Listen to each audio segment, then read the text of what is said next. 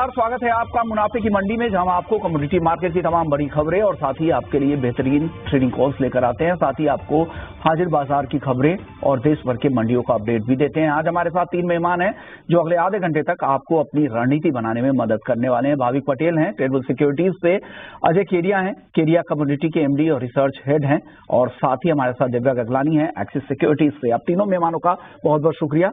शुरुआत आज agri market से कर लेते हैं क्योंकि एक्शन यहाँ पर काफी ज्यादा दिख रहा है। हल्दी की बात करें तो 6% का ऊपरी सर्किट शुरुआती कारोबार में ही दिख रहा है। 16,600 के ऊपर अब हल्दी पहुंच चुकी है। केरिया जी, क्या लग रहा है हल्दी में जिस तरह के अराइवल्स के नंबर आए थे फरवरी के, वो काफी पिछले साल के मुकाबले 50-60% तक कम है। उत्पादन कम रहने की संभावना है ही, एरिया कम था, साथ ही यील्ड को लेकर चिंता है। क्या यहां से भी और तेजी आपको दिख रही है? क्या करना चाहिए? नए खरीदारों के लिए क्या सलाह है? करंट जिनके पास है वो क्या करे? नमस्ते सोनू जी। नमस्ते। सबसे पहले अगर हम हल्दी की बात करें तो जैसे मैंने पहले भी कहा था कि इस बार जो नंबर्स आ रहे हैं उसकी कोई क्लैरिटी नहीं करी। जब मैं खुद, आप भी ना जो मंडी है उसमें जाके आए थे, मैं खुद ना सांगली, बसमत, इरोड यहाँ पे मैं मिलकर आया, देख के आया, तो आज भी जो प्रोडक्शन के नंबर्स है उसमें असमंजस बना हुआ है। कुछ लोगों का मानना है कि 60-70 लाख बैग के आसपास है, कुछ लोगों का मानना है 40-45 है। अगर मुझे लगता है कि अगर 50 लाख बैग का भी प्रोडक्शन अपन ये साल की बात करें कंजर्वेटिवली, तब भी हम शॉर्टेज में जाने वाले हैं क्योंकि कैरी ओवर स्टॉक काफी हद तक कम हुआ है। और फार्मर का भी रुझान जो हल्दी में था वो अब शिफ्ट होकर गन्ना, अमरूद, प्रोमोग्रेनेट इनमें शिफ्ट हुआ, जिसकी वजह से रकबा भी काफी कम हुआ। लगभग माना जाता है कि 30 से 35% का एरिया कम हुआ। साथ में पानी की कमी की वजह से पिछले साल यील्ड में भी ड्रॉप आया। एक्सपोर्ट डिमांड धीरे धीरे इंप्रूव हो रही है। इन सबको देखते हुए प्राइजेस ने पिछले साल सितंबर में ही 18,000 का भाव दिखाने के बाद थोड़ा करेक्ट जरूर किया था, बिकॉज कुछ फिगर्स को लेकर असमंजस बना था। बट मुझे लगता है करंट लेवल से भी हल्दी पूरे मसाले पैक में सबसे ज्यादा अट्रैक्टिव है। जो मुझे लगता है कंजर्वेटिवली अगर आप बात करो अगले 1.5-2 महीने की भी, तो प्राइजेस 18,000 का लेवल एनसीएक्स पे आराम से, जो पिछला हाई था, वो क्रॉस करता हुआ दिखाई देगा। नो डाउट वॉलेटिलिटी काफी ज्यादा है, जो हम रोज देख रहे हैं कि 5-6% की तेजी, बट फंडामेंटली उसको सपोर्ट कर रही है।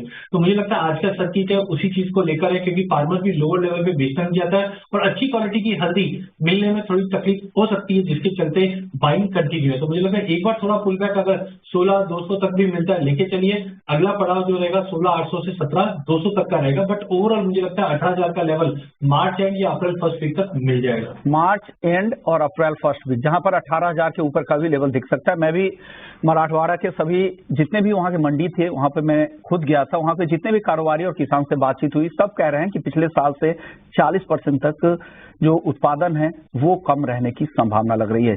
चलिए, और वही भाव पर भी दिख रहा है, जबरदस्त तेजी यहाँ पर दिख रही है। लेकिन दूसरा काउंटर है जीरा, जहां पर भारी गिरावट दिख रही है। भाविक आप बताएं, जीरे में क्या हो रहा है? जीरा कब खरीदना चाहिए? कितना इंतजार और करे जीरा खरीदने के लिए? गुड मॉर्निंग विशमन जी। देखिए, जैसे अभी सर ने भी बताया कि हल्दी में और अगर धनिया की बात करें तो उसमें शॉर्टेज है, बट जीरा की इस बात करें तो एटलीस्ट लास्ट ईयर से 1.5 गुना इस बार एक्सपेक्टेशन है कि अराइवल आएगी। तो उसकी वजह से हम देख रहे हैं कि लगातार प्राइसेस जो है वो नीचे ही जा रहा है।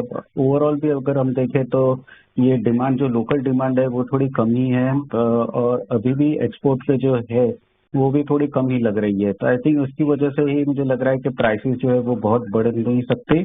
यहाँ से मुझे लग रहा है कि वापस 24,000 के करीब आ सकता है, बट वहां से डेफिनेटली बाय कर सकते हैं, क्योंकि यहाँ से अभी शॉर्ट सेलिंग नहीं कर सकते, काफी ओवरसोल्ड में है। तो 24,000 के करीब अगर आता है तो 23,500 के स्टॉप लॉस से बाय कर सकते हैं। ऊपर का टारगेट भी सीमित रहेगा 25 से 26। मुझे नहीं लग रहा है कि 28 के ऊपर सस्टेन कर पाएगा, बट हाँ एक थोड़ा उछाल जरूर से मिलेगा। तो 24,000 के करीब एक बार बाय कर सकते हैं। ओके, 24,000 के करीब अगर जीरा दिखे तो बाई करें, लेकिन 23,500 का स्टॉप लॉस जरूर लगा लीजिएगा, क्योंकि डाउन साइड कभी भी और भी दिख सकता है। इसलिए इस बात की अब पूरी तरह से लंबी अवधि के लिए खरीदारी में अभी फिलहाल ना बने, अभी रुके। केरिया जी, आप क्या सलाह देंगे जीरा के जो ट्रेडर हैं, जिनके पास माल है, जो नई खरीदारी करना चाहते हैं, उनके लिए क्या सलाह है जीरे में? देखिए, जीरे में जो गिरावट है उसका मुख्य 2 कारण है। पहला, हमने देखा एरिया अंडर कल्टीवेशन जबरदस्त है। बम्पर क्रॉप इस बार रहनी है, जो लगभग 1 करोड़ से 1 करोड़ 5 लाख बोरी के आसपास की मानी जा रही है एज ऑफ नाउ। जिसकी वजह से प्राइसिंग गिरा। बट मुझे लगता है कि 65,000 से जो गिरावट है वो ऑलरेडी इस चीज को डिस्काउंट कर चुका है। दूसरी ओर जो फॉरवर्ड के कॉन्ट्रैक्ट का जो इशू हुआ था नवंबर में पिछले साल, उसकी वजह से मार्केट में जो सेंटीमेंट है वो काफी खराब हुआ है। इसकी वजह से कोई भी बड़ी बाइंग नहीं आ रही।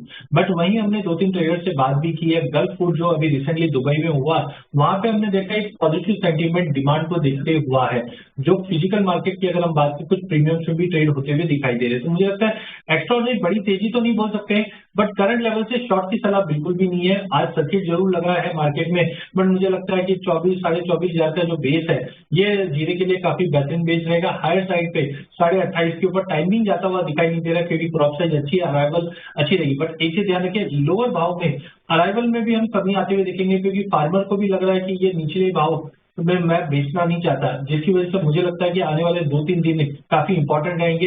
हाँ, 2-3 तारीख को फिश की एक सेमिनार भी है अहमदाबाद में, जहां से आउटकम और आता हुआ दिखाई देगा क्रॉप को लेकर। ये काफी इंपॉर्टेंट रहने वाला है। देखते हैं फिश की रिपोर्ट किस तरह की आती है, उन लोगों का सर्वे क्या कह रहा है। लेकिन अब तक जो अराइवल्स के नंबर्स है वो काफी प्रेशर बना रहे हैं, और ये अराइवल्स और बढ़ने वाले हैं मार्च के महीने में, उसका दबाव दिख रहा है।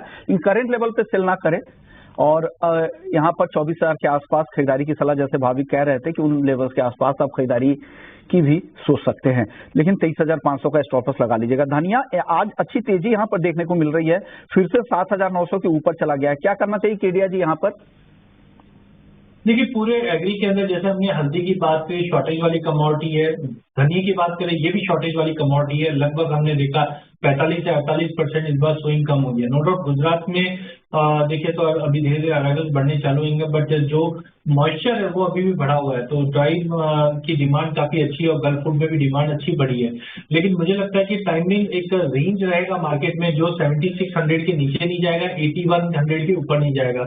तो करंट लेवल से लेके चलिए 8,000 तक का लेवल मिल जाएगा, 8,100 तक मिल जाएगा, बट 8,100 8,150 तोड़ने में समय लगा सकता है, बिकॉज थोड़ा अवेलेबल प्रेशर भी रहेगा। और पिछले साल क्रॉप अच्छी होने की वजह से इस बार पाइपलाइन ऑलरेडी जो पहले हम बोलते थे एम्प्टी है, वो इस बार भरी हुई है। तो टाइमिंग तो मुझे 8,100 तक का लेवल लग रहा है, बट प्रोस्पेक्टिव अगले 2 से 3 महीने की अगर बात करें तो धनिया में भी काफी बेहतरीन रिटर्न बन जाएंगे।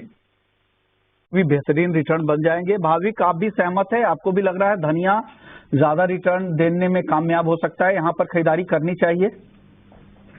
जी जरूर से। इनफैक्ट जैसे केडिया जी ने बताया, मुझे भी लग रहा है कि एटलीस्ट ऊपर 8150 का जो रेजिस्टेंस है वो पार करने में थोड़ा दिक्कत रहेगा। बट ओवरऑल अभी भी अगर देखें फंडामेंटल्स तो काफी स्ट्रांग है। मुझे लग रहा है कि थोड़ा अगर करेक्शन आता है तो थोड़ा बेहतर रहेगा, कि जहाँ पे अप्रैल का कॉन्ट्रैक्ट है वो अराउंड 7785 या 7800 के करीब अगर आता है तो बाय कर सकते हैं। ऊपर का मेरा इंट्राडे का टारगेट 7950 का रहेगा, और 1 से 2 वीक का रहेगा 8150 का, और स्टॉप लॉस 7735 से 7700 का रख सकते हैं। ओके, यानी जो दोनों एक्सपर्ट्स है खरीदारी की सलाह आज दे रहे हैं। 8,000 का टारगेट केडिया जी का है, और भाविक को भी लग रहा है कि ऊपर में 7,880 का अप्रैल का। हालांकि इनके जो खरीदारी है लोअर लेवल पर है, इसलिए ये टारगेट आ रहा है। हालांकि उसी पे खड़ा भी है धनिया, ये अलग बात है। चलिए ग्वारसीड ग्वारगम की बात कर लेते हैं। यहाँ पर क्या करना चाहिए केडिया जी इन दोनों काउंटर में? देखिए, ग्वारसीड ग्वारगम की अगर हम बात करें तो एक मोमेंटम इधर से बना हुआ है हमेशा पिछले 1-1.5 महीने में। शुक्रवार और सोमवार दोनों में हम गिरावट देखते हैं, तो ऑलरेडी हमने कल सोमवार तक गिरावट देखी, बट कहीं ना कहीं 10, 200, 10, 300 एक अच्छा बेस बन चुका है गवार कम के लिए। और गवार सीड की भी अगर हम बात करें तो 5300 का एक अच्छा खासा बेस बन चुका है। तो दोनों ही काउंटर में मुझे लगता है बाइंग कीजिए। इसमें एक सिग्नल और आ रहा है जिसको हम बोलते हैं गवार सीड रेशियो। जब भी ये रेशियो में जंप आता है, इसका मतलब है कहीं ना कहीं गवार गम की डिमांड बढ़ रही है। तो यहाँ पे एक हार्मोनिक पैटर्न बना है, जिसको देखते हुए मुझे लगता है गवार गम दोनों में बाई करके चलिए। जहाँ पे गवार गम में मुझे लगता है 10,700 तक का इमीडिएट टारगेट हम लेके चल सकते हैं, जबकि गवार सीड के अंदर भी जो तेजी है वो आपको 5450 से 5500 तक का लेवल दिखा सकती है। ओके, अब कॉटन सीड ऑयल के एक पर बताइए भाविक क्या करना चाहिए आज? यहाँ पर भी ठीक ठाक तेजी दिख रही है, आज 2% ऊपर है 2630 पे। क्या अब महंगा नहीं हो गया थोड़ा कॉटन केक का? जी जरूर से थोड़ा महंगा हो गया है, बट अगर पे कपास की और देखे उसकी रैली, तो आई थिंक मुझे लग रहा है कि शायद यहाँ से 1 से 2% की और जगह है। ओवरऑल टेक्निकली अगर देखें तो 2650 से 2660 जो मार्च कॉन्ट्रैक्ट है वहाँ पे एक रेजिस्टेंस जरूर से बना है। बट अभी भी अगर टारगेट अगर ओवरऑल प्रेजेंस देखे तो मुझे लग रहा है कि अभी भी बहुत पॉजिटिव लग रहा है। तो आई थिंक थोड़ा बहुत करेक्शन भी आता है 2600 के करीब, तो 2640 के टारगेट के लिए बाय कर सकते हैं 2570 के स्टॉप लॉस से। 2650 के ऊपर मुझे नहीं लग रहा कि टिकेगा, वहां पे जरूर से रेजिस्टेंस आएगा। तो जिन लोगों की भी लॉन्ग पोजीशन है वहां पे एक बार प्रॉफिट बुक जरूर से कर सकते हैं। खरीदारी की सलाह टारगेट 2640 का है, जो टारगेट है उसके आसपास ही अब भाव आ चुका है, तो ये सलाह भावी की तरफ से, लेकिन स्टॉप लॉस का भी ध्यान रखिएगा। चलिए एक मस्टर्ड पे एक राय ले लेते हैं। एमएसपी के से नीचे है काफी समय से भाव, और जिस तरह के उत्पादन के नंबर आ रहे हैं, अलग अलग एनालिस्ट है, कोई 140 लाख टन की बात कर रहे हैं, हालांकि सरकार ने 131 लाख टन का अनुमान जारी किया था। क्या लग रहा है आपको केडिया जी, सरसों के दाम आपको किधर जाते दिख रहे हैं और क्या सिनेरियो बन रहा है? देखिए, पूरे एडिबल ऑयल कॉम्प्लेक्स की बात करें तो इस बार पिछले साल के मुकाबले चीजें डिफरेंट है, बिकॉज इस बार हमारे पास सप्लाई काफी अच्छी है। चाहे सोयाबीन की बात करें, चाहे मस्टर्ड की बात करें, क्रॉप साइज भी इस बार जो अटकलें लगाई जा रही है उसके हिसाब से दिखाई दे रहा है कि सप्लाई हमारे पास भरपूर रहेगी। मैं खुद राजस्थान के कुछ एरियाज में गया हूँ, वहां पे देखा कि प्रोडक्शन काफी अच्छा है, जिसकी वजह से भाव में दबाव जरूर है, बट डोंट एक्सपेक्ट कि बहुत ज्यादा फ्री फॉल जैसी सिचुएशन बनेगी। करंटली मुझे लगता है कि जो सप्लाई ग्लोबल मार्केट में, डोमेस्टिक मार्केट में है, उसको देखते हुए भाव करीबन 5150 से 5200 तक का लेवल दिखा सकता है, बट उसके नीचे जाना थोड़ा मुश्किल लग रहा है। मार्केट 51-52 के करीब आकर एक कंसोलिडेट करता हुआ दिखाई देगा। ओके, चलिए, तो एग्री मार्केट पर पूरी एनालिसिस आपने सुन ली। वक्त है ब्रेक का। ब्रेक के बाद नॉन एग्री मार्केट का रुख करेंगे। दिव्या गगलानी भी हमारे साथ बने हुए हैं, बाकी केरिया जी और भाविक तो हैं।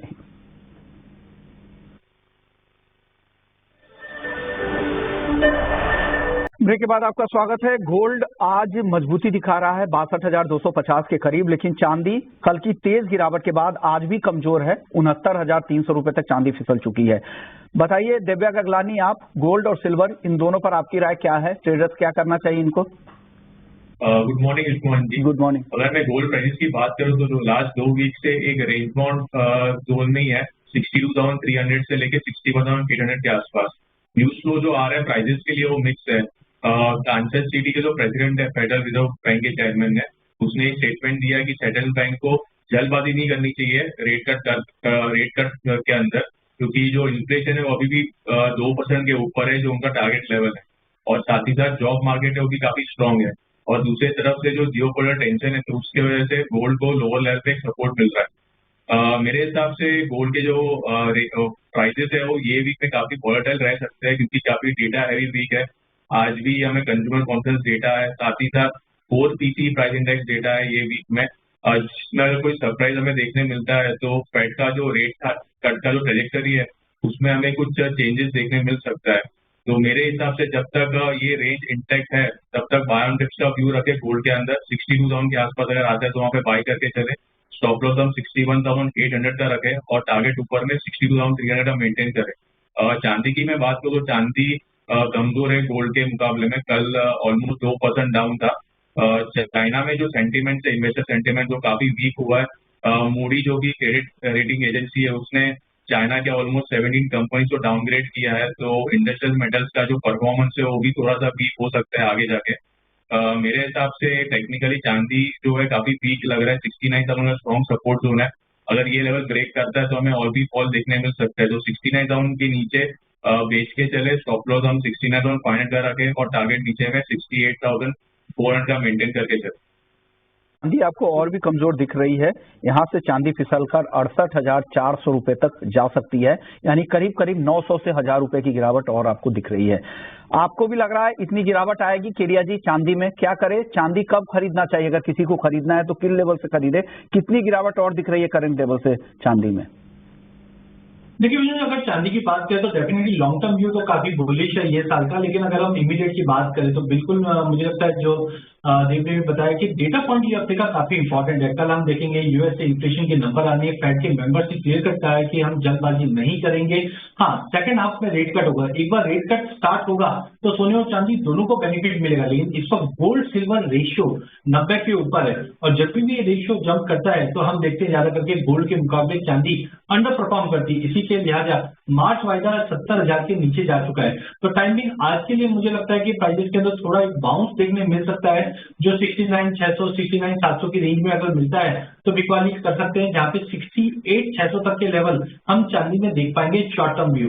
वहीं अगर गोल्ड की भी अगर बात करें तो गोल्ड में भी मुझे लगता है कि दायरा बना हुआ है 62,500 के ऊपर जब तक सोना नहीं जाता है, हाई पॉसिबिलिटी कि हम 62,50 का पहला लेवल है, और 62 लेवल टूटता है तो 61,750 तक का भी लेवल देख पाएंगे। तो टेम्परेरी सोने और चांदी दोनों में गिरावट, क्योंकि डॉलर इंडेक्स 103.90 104 के करीब ट्रेड कर रहा है।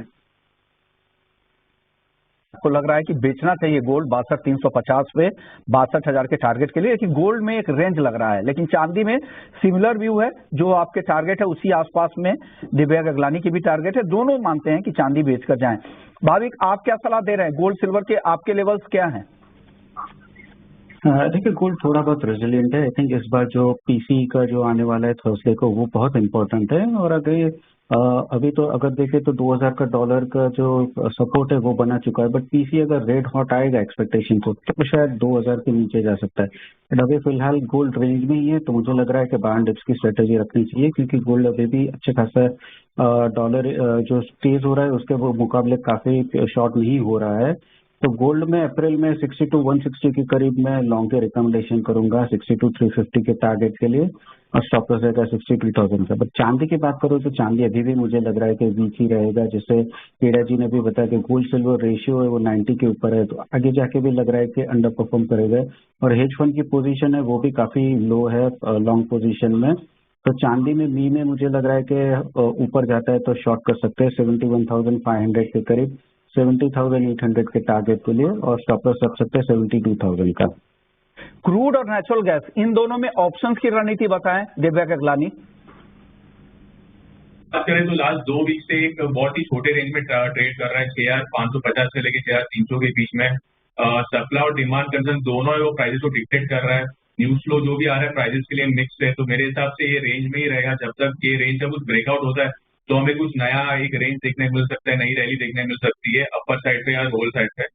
तब तक हायर रेंज पे भी आ चुका है, तो वहाँ पे बेच के चल सकते हैं। 6,500 का जो पुट ऑप्शन है वो 180 के आसपास आता है, तो वहाँ पे भी बाय करके चले। स्टॉप लॉस हम 150 का रखें और टारगेट ऊपर में 220 का मेंटेन करें।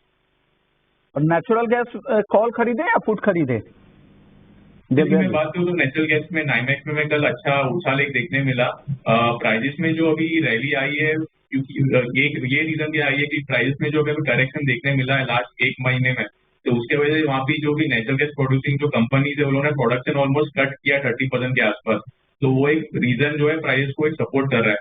और टेक्निकली भी वीकली चार्ट पे एक इन्वर्टेड हैमर का फॉर्मेशन हुआ है, जो कि प्राइसेस के लिए एक पॉजिटिव साइन हो सकता है। और 140 के आसपास अभी एक अच्छा बेस बना है, तो बाय एंड डिप्स करके चले नेचुरल गैस। 140 का जो कॉल ऑप्शन है वो बाय करें 10 के आसपास, स्टॉप लॉस हम 7 रुपए का रखें और टारगेट ऊपर में 14 का मेंटेन करें।